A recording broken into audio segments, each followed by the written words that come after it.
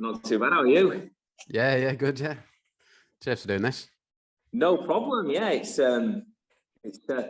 despite my minimal contribution on the field of play, I spent a few years in and around Boothferry Park.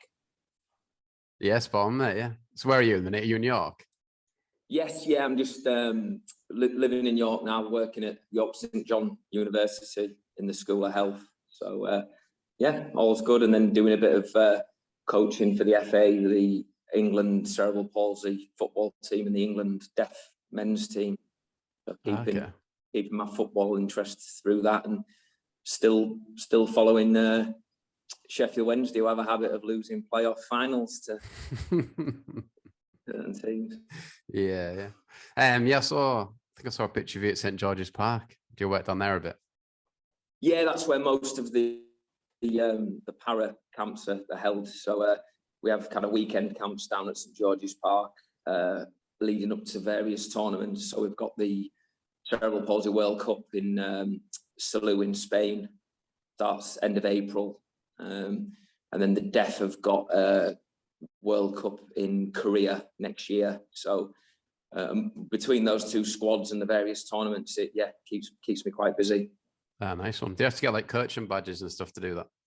Yeah, well, when I finished playing, I kind of got into coaching quite quickly. Got my UEFA B within a couple of seasons of leaving City, and then I think I got my A license when I was about 27, so I was relatively young. And then through that, I kind of worked at the Centre of Excellence as it was then at City, and then through a friend of mine, Brian Johnson, who got in touch when I moved to York, saying that the North Eastern Yorkshire Cerebral Palsy team trained here, would I be interested? So I went down and got involved that way. And then I think because I'd got a background in professional football and I got my A license, I kind of came on the radar for the FA when the sort of more senior post came up with the sort of the national team. So got Bri Johnson to thank for that. Excellent. Yeah, legend Bri. Yeah. Quality. So in terms of getting those badges, like how tough is it?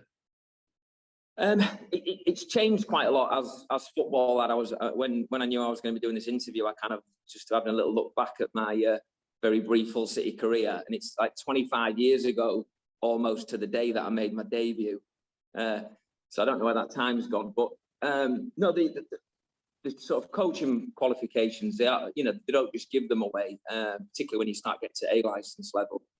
And there's quite a lot of theory looking at different aspects of the game, as well as just getting out on the pitch and how you can deliver sessions, how you can get messages across to players, analysis and all that kind of stuff. But when I did it, it was quite interesting because I did it on. You've got like Ray Wilkins who's on the same course as me, and Barry Horn,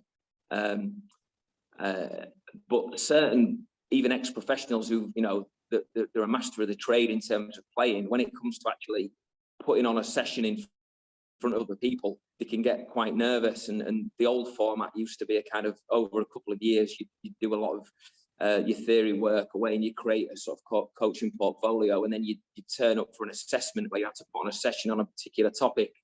And honestly, you've got players who've played international football, make it look like it's a walk in the park, but then to do these sessions, they're kind of flapping around and asking all sorts of questions and getting nervous, and because it is that kind of almost do or die. You've got to pass the assessment.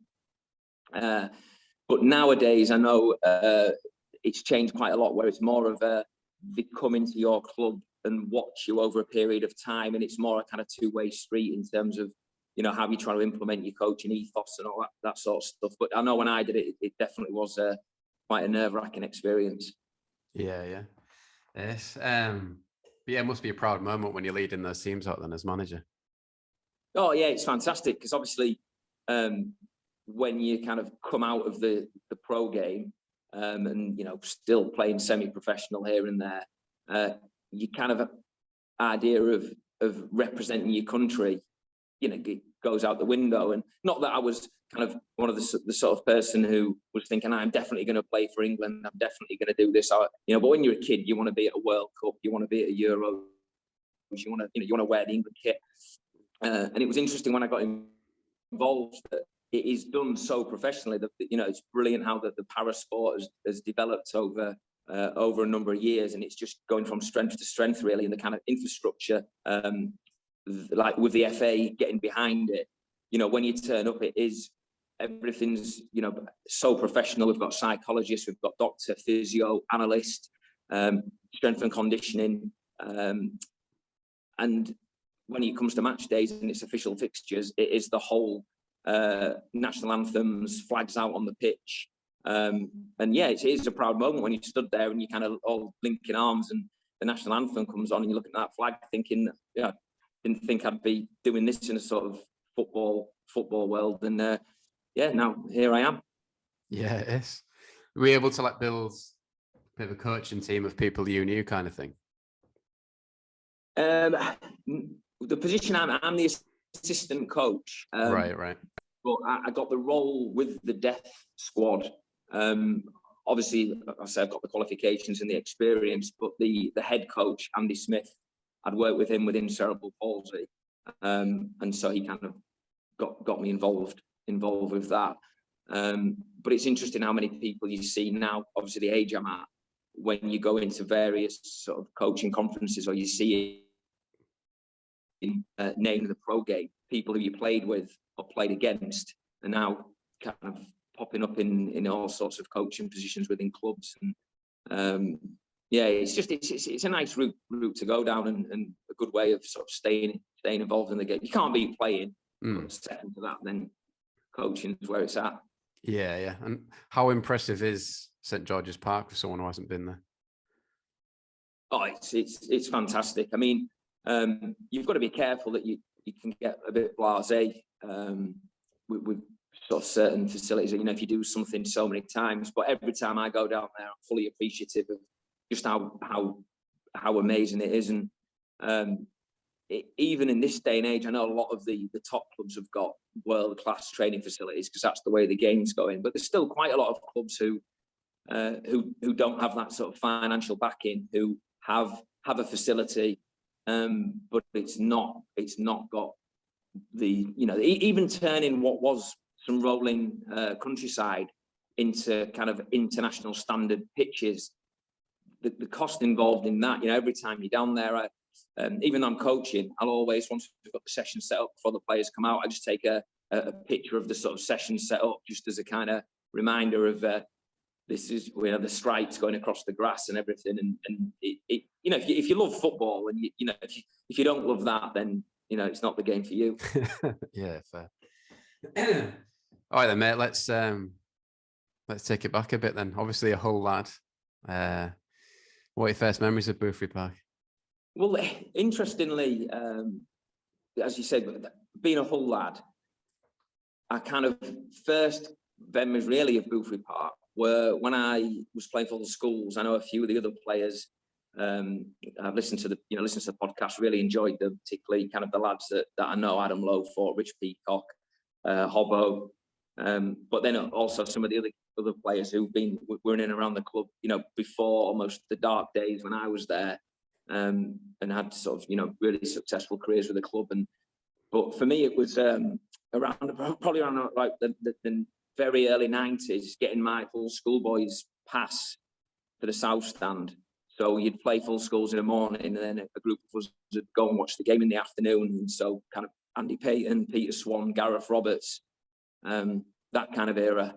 So that was my sort of first memories, really. Yeah. And then what about in terms of actually playing? Because you went to Sheff Wednesday before City, is that right? Yeah, well, growing up in Hull, I played at Boothferry Park a few times for Hull schools in the English Schools Trophy. And like, you know, one game I remember after the game kind of getting handed a letter for England trials. So that was a really nice memory of the sort of stadium where you kind of get down to England trials. You're looking at the letter, you know, years later, because at the time you don't know who anyone is, and then you look and you realise Richard Wright's there, and a young lad called James Carragher from Sefton School. I think he had a reasonable career. And then the next round we got knocked out by Leicester schools, and Emil Eski got hat-trick against us. Wow. Got beat 4-0 or 4-1. But again, you kind of thought he might be destined for bigger and better things. But no, sort of from that, I was my dad's from near Sheffield and brought me and my brother up to be Wednesdayites. So we used to go through and watch Wednesday quite a lot. And then playing for Hull Schools, I got scouted and got asked to go down and play. I think it was for the under-15s. I was under-14s at the time. Went down and played Grimsby away. And after the game, they said, look, we like what we've seen, want to sign your schoolboy forms, which obviously being a Wednesday fan was fantastic. Went on apprenticeship, signed a year professional, but opportunities were very limited at Hillsborough at the time. I mean, if I'd probably been good enough, they wouldn't have been limited. But it was, you know, international players in the first team. You got your Chris Waddles and the like. And so after a year, I was going to be getting released. And the head of youth at the time, Clive Baker, came in and said, look, why don't you get in touch with Hull? You're from Hull, they'll know who you are, and just try and get down for a game. And I kind of like, yeah, Clive, whatever you say. And, you know, when you're 19, 2 days later, he's asking, have you done it yet? No. So he comes storming into the shower after training, hands me this piece of paper. I think it was Bernard Ellison he'd spoken to, and he said, right, you're playing for the reserves next week. And I was like, oh, cheers, Clive. And then my coach at the time, Albert Phelan, just said, look, your mum and dad are still in Hull. Why don't you just get in touch with the club and ask to go down for a trial for a week or so? He said, because I think you're good enough to play Hull City, and if the more you're down there, it can't do you any harm. So I got in touch with the club, and they were like, yeah, just turn up on Monday morning and we'll go from there. Oh, okay. Were you always a defender then? I started off as a left winger. When I was young, I was big. When I was young, big for my age, and kind of with that, I was relatively fast for that age. But as I got older, I kind of got to that point where I was quick enough to keep up with a quick winger, but not genuinely fast enough to blaze past the fullback. And so I kind of and with the game adapting, where it was fullback becoming more of a ball playing position, that's where I ended up.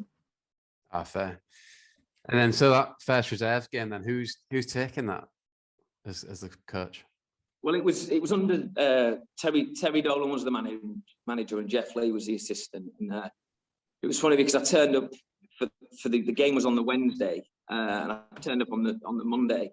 And a few of the other lads have mentioned this, but on a Monday they used to do a session at Sir Johnny Whiteley's gym. So I've just come from Sheffield Wednesday training ground, which wasn't exactly state of the art, to kind of a bike to Boothferry Park, like lock my bike up outside and made my way in, and then it was right then, lads, let's get going. Ran down to Eureka Gym and had a session in John's gym, which was, you know, what a great man, what a great person to meet on your first day at Hull City Football Club. An absolute legend who obviously sadly passed away recently. But from that, I was thinking, and this is like an honest thought at the time, I was going, some of these players are stinking of ale. Like, it's a Monday morning, small gym, sweat it kind of. And then we went back to Boothferry Park and ran up and down the steps on Kempton. So that was my first taste of third division training. And I thought, I don't know if I'm cut out for this, but I was always relatively fit, so it didn't bother me at all. I just thought, where's the ball, you know? But then it got to the Wednesday, and the game was actually called off due to weather. So I stayed on for a further week's trial, and then I played the reserve game the following Wednesday. Did all right, and then I think it was the Friday, I said, oh, well, look, Mansfield and Leighton Orient have also been in touch in terms of going down there. And Terry and Jeff said, oh, we don't think you need to be going there. We want to sign you. A nice one. Yeah. It's obviously a good feeling, and like, you know, getting released from Wednesday, signing for City. You happy at that point, or? Yeah, I was delighted because obviously you come away from the club that you supported as a boy, and that kind of dream's over. And then when a few clubs showed interest, Hull was obviously a hometown club, a lot of friends who are City fans, even back in the day when there was only 3,000 there. You know, there's still like a core of my friends who went then and still go to this day. And just knowing Hull, it was my preferred choice. And when they said they wanted to sign me, I was obviously delighted. getting another opportunity to try and make it in the game. My only regret is signing a 2-year deal rather than 3, purely because, as we might come on to later, with losing a full season through injury, and also what happened at the club in my sort of second year. If I'd have had another year to hang on in there, I might have had a better shot at it. But hindsight's a wonderful thing. Yeah. And I mean, obviously it was a tough season, but still had some big characters in that dressing room. Like, what do you remember from the characters at that time? Well, what I think's it's sort of interesting that coming from Wednesday, I didn't even know where the club were in the league. I didn't know any of the off-field sort of wranglings that were going on or anything like that. I just wanted to play football, so I've turned up, and while I was during the trial period, it was when Joyce celebrated in the Brighton game, did the celebration to the empty stand, and I'm like, what's all this about? What's going on? And people start to explain, there's a lot going, and then you start looking at the paper and getting a bit kind of, right, okay, this isn't all plain sailing here. It's not just the football on the pitch that's the issue. There's all sorts going on, and the lads who kind of been involved in for a while, Steve Wilson and Adam Lowthorpe, and seen that coming up. But there was certainly like a good set of lads, and there was a good camaraderie among the players. That's for sure. They made me very welcome straight away. But say just from there, I mean, I signed, and then I think it was midweek, I was playing reserves, and Gregor Riot was suspended, and Scott Maxfield did his knee, and I got to training the next day, and Warren Joyce sort of said, "I hope you're ready to play." And I said, "What you want?" He says, "Well, think about it. We ain't got any other left backs." And so so I was like, "Oh, brilliant." Well, I've not, just signed, and then relatively quickly, you get in your debut. Yeah, and is that Carlisle at home? Is that right? Carlisle at home, yeah. It's I always joke with people because I played the Carlisle home game, and I got man of the match. Really? And then Fair play. Yeah, man of the match on my debut, and then I played Darlington away, and I did quite well also in that game. But then it was at the end of March, and so we had the bank holiday Monday game, and Gregor was back from suspension, and I got to the ground, and I was thinking, I'll be playing, and then Terry Dolan pulled me and said, "Oh, look, it was one of those ones where when you're a young kid, you just accept it. But when someone says to you, you've done really well, but we're going to put Gregor back in," and this is in no disrespect to Gregor at all, but you sort of feel like saying, well, that don't make any sense, because if I've done really well, you're going to keep me in the team. But I think, I don't know, obviously managers like to stick with players that they know, which is fair enough. And then it was kind of from then on in, towards the end of that season, I was on the bench, got on the pitch a couple more occasions, against Leyton Orient and against Scarborough, I think it was. But that was it. So it was a little bit frustrating considering, I think from when I signed, I think we won 1 of 9 remaining games. So, you kind of, if you're not in a team that's winning, you can't have too many complaints. But when you're not getting on the pitch and they're struggling, you're kind of thinking, well, why don't they try something different? Yeah. I was looking at that Leyton Orient game, 3-2. It must have been nice to be in a winning side, like to finish the season off, kind of thing. Yeah, it was, and I think again on the Tiger Tube thing, there's a video, and I think the ball drops to me, and I hit a shot, and he says something along the lines of, "Could this be Sharman's first goal for the Tigers?" And you go in, it was not almost my last kick, let alone first goal. Could this be Sharman's last touch for the Tigers? So yeah, but I mean, you can laugh at it now. I remember the chance, actually. I just tried to put it too much in the top corner. I think if I'd have mishit it, it would have been a goal. Yeah. As I say, never had a bad game for the Tigers. That's my claim to fame. Yeah, I mean, getting man of the match in your first game must be buzzing with that, even though obviously we lost the game. But yeah. I mean, you like a win, and I think Matt Janssen got the winner. Right. And Rory Delac was playing for them, and it was a great occasion. It was just nice to, come out on the pitch, and then, you know, the crowd were really sort of supportive, and you know, my friends who were there were sort of saying that, you know, they were hearing positive comments from people, and that's, you know, if you've got the supporters on your side, it's half your battle. You know, we talked about Adam Lowthorpe and I think Richard Peacock saying, like, you know, were you gagging for a change that summer? And they kind of said, yeah, we were really. What do you remember of it? I remember during the summer, I used to go and watch Hull FC, or Hull Sharks as they were briefly. Used to go and watch the rugby, and Tim Wilby was in one of the bars at the game, and a friend of mine, Dean Simpson, his dad Wally Simpson, was heavily involved in sort of rugby league and stuff, and I was out with them, and Wally was talking to Tim Wilby and mentioned I was at City, and he kind of looked at me and he said, "What's your thoughts on Dolan and Lee?"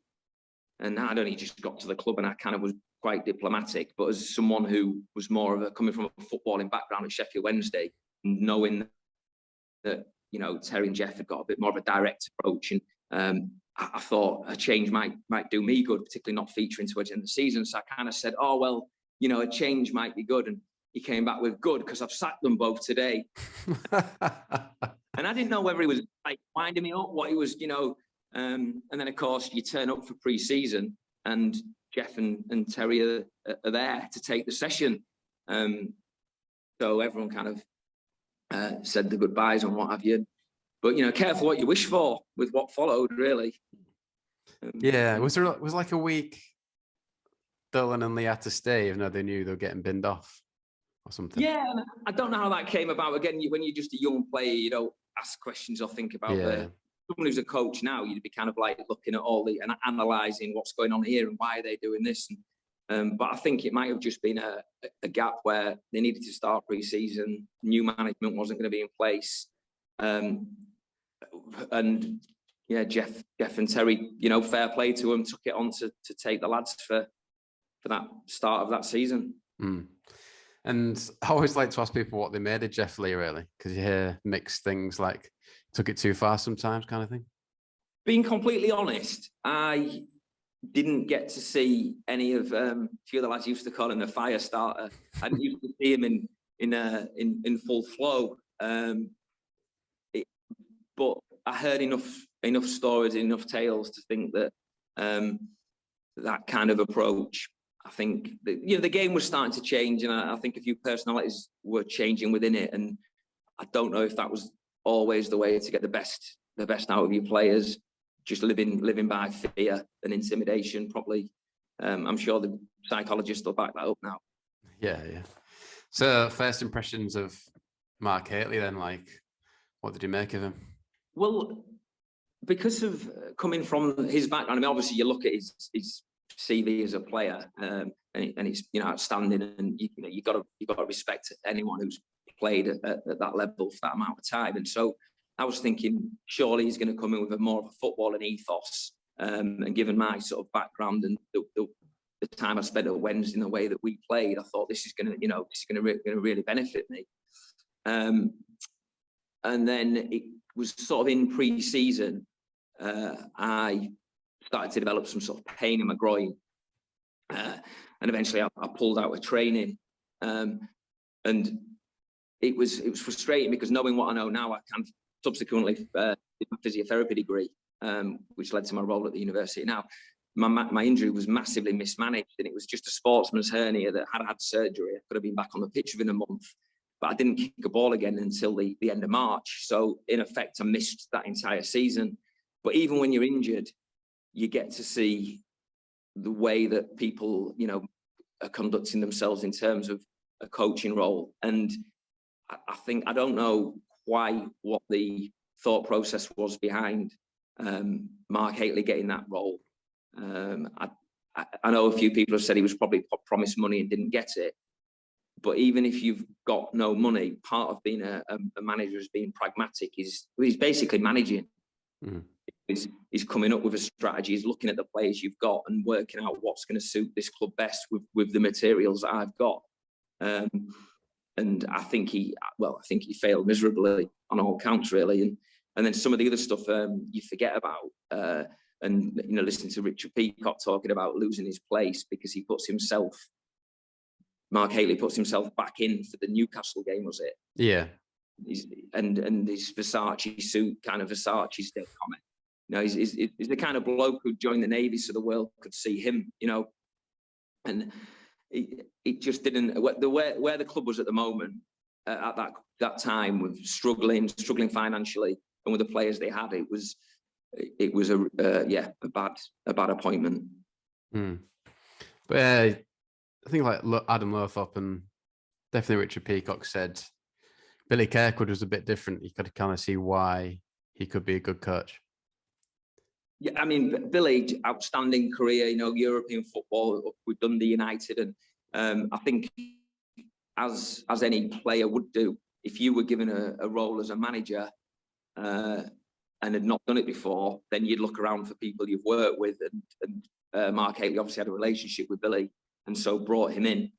And again, I think Billy was, and I think his CV would suggest that he's a good coach.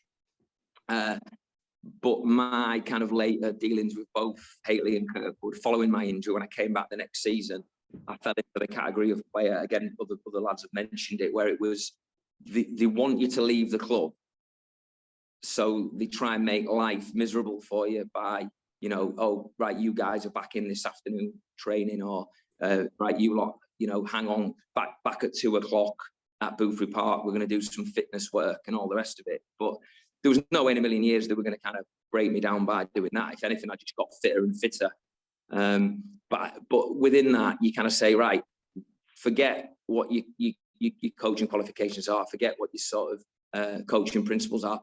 Just treating people with a bit of decency, you know, being man enough to say, look, we don't want you, but you've got a contract that's remaining into this long. Is one thing, but trying to kind of almost bully people into submission. I think the PFA now have got quite a lot of stuff in place to prevent that sort of stuff, and rightly so. But in another workplace, it would be tolerated. But back then in football, it was almost a part and parcel. Mm. So you say you're back fit in the March of 97, 98. How far away from the first team did you feel at that point? About 1,000,000 miles, really, because I'd been completely out. We used to go and do our rehab, but because of how disjointed all the training was, and sometimes training at university, training at different venues, turning up at the ground, sometimes going to what was Cosmopolitan or Cannon's Health Club at the time, you might not see people, let alone, you know, even if you're injured, you're moving in a different circle to the people who are playing. But back then, the way the club was structured, it was, you could have weeks and not really have much contact with the players or the management. But I still thought, you know, go back in. I've got a season left to sort of prove myself, and was feeling quite optimistic. But it became evident very early on, even towards the end of the previous season, despite being injured and not really kicking a ball. I remember, for whatever reason, I bleached my hair blonde in the kind of Gaza-esque style, and Billy and the gaffer, Hateley, got me in the office. He was like, oh, can we have a word? And they sort of said, right, what are you doing with your hair? If you want to play any part of this football club, you'll get rid of that. And again, as a young player, you kind of like go home and then shave your hair off. Whereas, you know, as a bit older, you'd probably be like, well, how about concerning yourself with some sort of strategy for getting this club out of trouble rather than worrying about what Sam Sharman's doing with his Barnet, you know? It was, you know, it's the same as the professionalism by wearing suits, you know, that it's a gimmick rather than an actual substantial kind of change that's really going to, you know, professionalism isn't what you wear. It's the kind of culture you create, and they really failed at that. Didn't exactly have the best Barnet himself, did he, Hateley? No comment. Remember, I always remember my dad saying once he went down at half time into, I think he went to the manager's office or even the boardroom, and Hateley was in there getting a massage instead of giving a team talk. Did stuff like that happen quite often? Yeah, it was, I don't know, I think moved in the world that he did, you know, the circles that he moved in. Rangers, you didn't train on a Friday. You know, when you've got the best players in the league, that's easy to do. And wearing all the best gear, all that, you know, just the top footballer kind of world. Coming down to Hull City, where the club was at that time, I just don't think he read the room very well. I don't think he had the self-awareness to kind of knock it down a gear or two. You know, you've got a club that's struggling to pay its players, and there's a Porsche, brand new Porsche, parked outside the little end of terraced house on North Road that was used as the manager's office. Then the next day, it's a Mercedes. It doesn't leave a good taste. And jetting off to testimonials and getting on the pitch, and despite, you know, not everyone knows testimonial games are not as high intensity, but when you're supposedly injured, I mean, in this day and age with, you know, Instagram and Twitter and the social media, you'd be absolutely mincemeat. But then it was more people to go off and do it, and it'd just be hearsay and the odd rumor here and there. But I think he was just living his own life, and he knew that he wasn't. The consequences of getting sacked from Hull City probably have had zero repercussions on Mark Hateley's life since that day. He'll still be a very wealthy, successful ex-footballer. Whereas the impact they had on the club for that period was almost, you know, devastating. Yeah. Yeah, I saw he'd released an autobiography recently. I was interested to see how much he talked about City in it. Maybe get a paragraph or something. Yeah, he might have a paragraph on Mark Greaves or something. But yeah, no, it's funny with Greavesy, because one of my favourite stories I tell people just about like football in terms of how, you know, opportunities and chances that come and go. That Billy Kirkwood went around the changing room one day handing out letters to the lads whose contracts were up at the end of the season, basically saying, "You're not going to get a new one." And he handed one over to Greavesy, who looked at him and was a bit confused. He said, I've got a year left." And Billy sort of, "Are you sure?" And Greaves is like, "Yeah, I'm pretty sure. I know when my contract runs out." Anyway, a year later, following the change of management and Joycey getting in, Greaves is getting Supporters Player of the Year. And it's just that thing of either they'd got it completely right and Greavesy deserved to go, or Greavesy became an unbelievable footballer in the space of a year, or they just pitched it wrong and didn't realise they had a player who could do a job for him, but because he was one of the local lads who wasn't their player, he was going to be out the door. And there was Greavesy also got it in the neck when the horrendous 1-0 defeat away at Doncaster.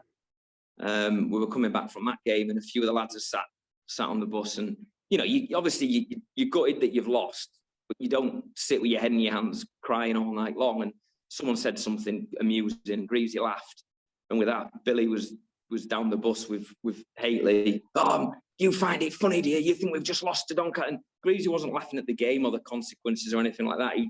But they just were just ready to have a go at him. And then the final one was in training. Greavesy doing his job got pretty tight on Mark Hateley, and I don't think the gaffer liked it, and he turned around and literally just kicked Greavesy just out of sheer frustration. And it's the sort of thing, well, people who know Greavesy know he's one of the nicest lads you'll ever meet, but he's quite a hard lad, and I wish he'd have maybe taken a bit of retribution himself at the time. That would give me some satisfaction. But yeah, I doubt that'll be in his book, but you heard it here.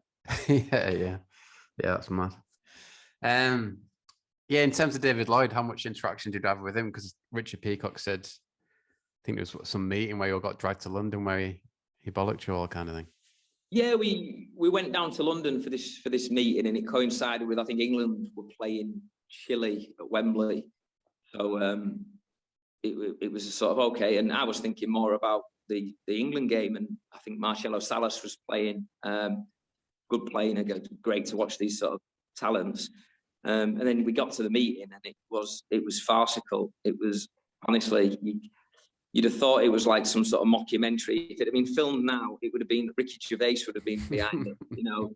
And as I think you said about the comment about, you know, Glenn Hodges, why don't you sign them then? And I think it was a wealthy man who didn't really understand football. getting frustrated. You know, if you're plowing money in, then you're entitled to, you know, you've got an interest in it, but not knowing how to get the best response or understand quite what was going on.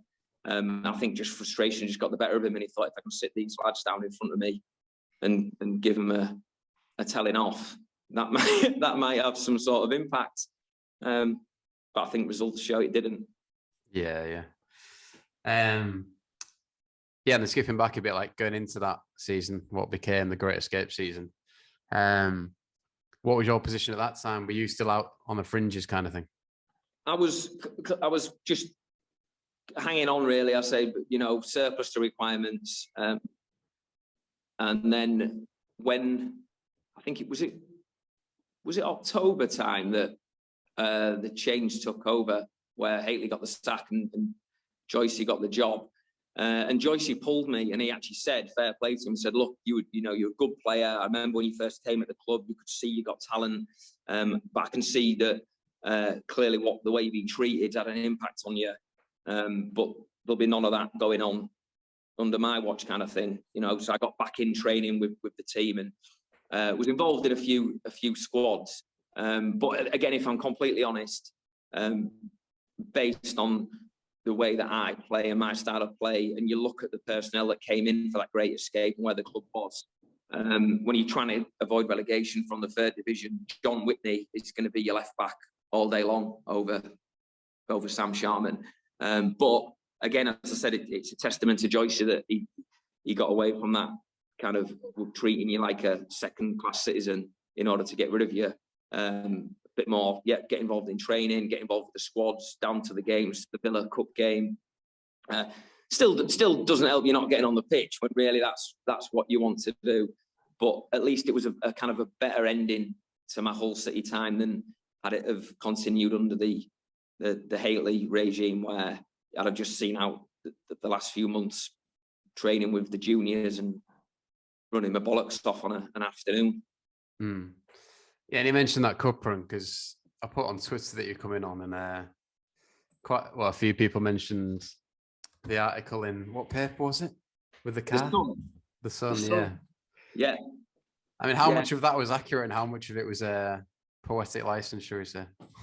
No, do you know, it was actually, it was pretty much, they hit the nail on the head, because I'd got my car, a mate of mine had landed a job as a car salesman, bought a little car as a run around, and then he got given a company car. So he had this old Nissan Cherry that he was going to scrap. And I said, oh, well, I'll have it. I could, swap my bike into training. So I bought it, and it was all rusty and everything. So I had an afternoon of trying to do all the rust on it. And I did paint the wheels red. It had a red line on the side of it. And so when the paper came, they were just lapping that up. There was myself and Mike Edwards had this little Mini. And for those who've not seen the article, it was a contrast between Man United, who were top of the Prem at the time, and Hull City, who were just about bottom of Division 3, about which cars the players drive. And my £100 Nissan Cherry and Mike's little white Mini were heavily featured, let's just say that, compared to Digby's Ferrari or Sheringham's Ferrari and whatnot. But it's funny that you spend 3 years at a football, 2.5 years at a football club, and the lasting memory is a picture of you in front of a £100 buyer. Yeah, it's excellent, to be fair. Then we'll just finish off your time at City then, really. Obviously a positive season on the pitch from what had gone on, but what was it like for you in terms of the finish of that season? It was frustrating not to be playing. But for the people in and around, obviously, the city that I'm from and the city I was living in, and by this time you've got friends who were still involved, and for me I was pretty much, my contract coincided with the bleakest part of Hull City's history. I'm not saying it was anything to do with my signing, but it was they were pretty dark days, and obviously players who came subsequently who've kind of done the podcast and what have you, saw when the good times started to come back. But it was great for people like Willow and Neil Mann, who were there before when things were sort of not quite as bad, stuck it out through those really bleak bleak days, and then came out the other side and sort of helped the club on its way to bigger and better things. And it's just, I mean, it was, you look and as everyone's got fond memories of Boothferry Park, and it was a special place, and it was like an old football stadium. But really, that move to the new stadium was the catalyst for, where things eventually went. I think the things you can do around a match day and type, revenue creation, creating a more family environment. I think that played a big part under that sort of Adam Pearson's sort of ownership. That the biggest city never to have a Premier League club was the old tagline. Yeah. And it was a shame. And then obviously they buried those demons. And yeah. Did you have a conversation with Joyce at the end of that season, or did you know what was on the cards? Yeah, I kind of knew what was on the cards, and then as it was coming towards the end of the season, Joyce had pulled me, and he just said, your attitude's been great, you've trained well, this, that, the other, all the things that you say to players when you release them.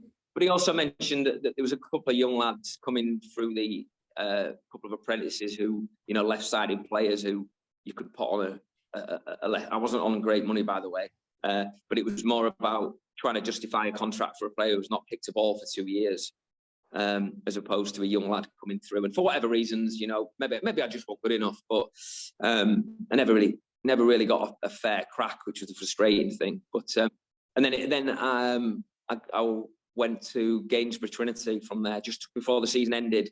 I went up and had a couple of games for them, and then it was a case of just, you may as well leave now and then go and finish off the season with Gainsborough with a view to starting there next season, where Paul Olsen, another ex-Hull player, was the assistant coach.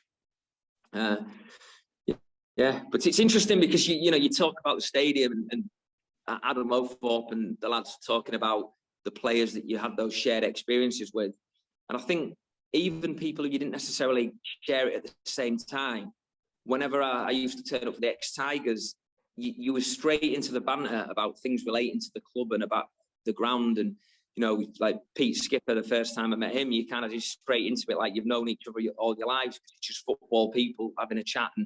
And, that group of players and played under Neil Buckley at Barton Town. And again, like every now and again, we'd have a little comment relating to something that went off or running around the back pitch or running around the track or something like that. And so fond memories overall. Yeah. Yes. And then I remember my dad and your dad had a good relationship during your time at City as well, I think. Was he always around the club? Yeah. Yeah, my mum worked at Hull University, and she was kind of involved in the business school who were behind all when they eventually got the sponsorship. Prior to that, the university had done a great job of, when Simon Corkill was there as commercial manager, kind of getting involved with all the, the match day meals and all the sponsorship, which for anyone who went in those days, you're in a room with a sloping ceiling because it's at the back of the stand and making do with what they got. The stadium was never built with the sort of commercial side in mind. And they did the best with what they had. And any companies that, got on board and were willing to support the club, it was greatly appreciated. And I think through that, your dad was always around, and my dad chats more than me, which is nearly impossible. But and so it used to kind of, you build relationships with people, and football's great for that. And again, shared experiences. You're all kind of wanting the best for the club. You're all in the same place. You all know what's going on, and you're just trying to get the best for the team on the pitch and the best for the club financially off it. Yeah. We'll go on to those Twitter questions then, Sam. Mention Brian Johnson, and he says, ask Sam if he still pays kids' prices for his boots. Yeah, I've got small feet. I got size 7, but I used to wear 6 in football boot, and so whenever I rocked up for training, Brian be like, "What size are they? You're like going to fall over any smaller." Yeah. LVI Ram Shami on Twitter, who said, it's a bit of a monologue. He says, Sam Sharman ended up in Spiders with Neil Whitworth one Saturday night during the 98-99 season. But my question is, how drunk was Neil because he rarely played for City again after that night? Also, has Sam got his head around what a pink Pugsley is? Well, when you're a whole lad and you get these new players come and sign, you've got to give a bit of the local info, and everyone might be going to your LAs and what have you. But you've not had a whole night out back then until you've been to Spiders and the drink concoctions that they used to throw together. But yeah, so that'd be a night in Spiders. Memories. I think it's the one place I'd go now if I was going out in Hull. Just for the nostalgia, I think, yeah. It's funny to think about City players walking around there. That's funny. It doesn't exactly kind of tick the footballer box, does it? But I think when you look back now and at Adam talking about getting off the bus and going straight in LAs, and it was that period where it was just as it was starting to move into the much more professional, much more, sports science. So there was still an element of, if you were a good footballer and you liked a beer, then you was going to get a game and you could still have a beer. And you look at the likes of the young players coming through now, and Jacob Greaves and Keane Lewis Potter, and those I've had a bit of contact with those lads when I did some physioing for Hull Academy. And you look at the infrastructure and the sort of training strategies that are in place for them, and they're cut from a different cloth, really. But the rewards of the game are so much greater that you become probably a little bit robotic in terms of the way you treat and the way you treat your body. But if you're going to be a robot who's going to get paid a lot of money for producing the goods, then it's a sacrifice worth taking. I mean, it loses a little bit of the romance of it, where you hear about these guys falling out clubs or whatever time and then still banging a hat trick while half cut. And yeah. Who was the best player? Who was the player that could do that for City? Who could perform the best after a big night out? If that strikes any. To be fair to the lads, although they like going out after the game, everyone understood what was required beforehand and trained hard. I as a lad and as a player, I've spoke about him already. Like, I thought Greavesy, just as honest as the day is long, and you knew what you were getting with Greavesy. Fit, strong, would body on the line. Neil Mann, again, I think Manny transitioned during that period of the club because he was one of the kind of, I think the came from sort of non-league with that culture of the beer and everything, and then as the club started to move more professional, he very quickly adapted and got probably the fittest he ever got was later in his career after his injuries, and it put him in good stead, and his attitude changed, which is why he went into coaching, I think, and now he's obviously out in Australia doing a good job out there. Yeah. One question I missed was from Boothferry Park Memories, and he said, ask Sam what he really thought about Radders and his physio treatments. But I wasn't there. I wasn't there long enough. Because what happened, things got a little awkward politically in terms of who was delivering the physio at that time. Although one of my favourite memories of Radders is myself, Bob Dewhurst, Adam Lowthorpe, and Ben Morley were all injured. And you've done your rehab, you've done your training. You're just trying to kill time. So we got into Radders' office, and we made it like a kind of wacky warehouse thing where sellotaping down the phone receiver so he couldn't answer it, and then elastic banding his coffee mug to the desk so he couldn't pick it up, and turning pictures upside down, and you just putting buckets of water on top of the door like the Chuckle Brothers. But yeah, and then calling Ben Morley, and it was an apprentice, to come through to test him out. Like, Ben, you want to come through? And he walks through the door and a bucket of water drops in his head. You look back now and you think, we was getting paid for that. But I say we had done our training before, but poor old Radders, he was, for weeks after, I think he was finding all sorts of, bits of his office and chair legs loosened and all that. But yeah,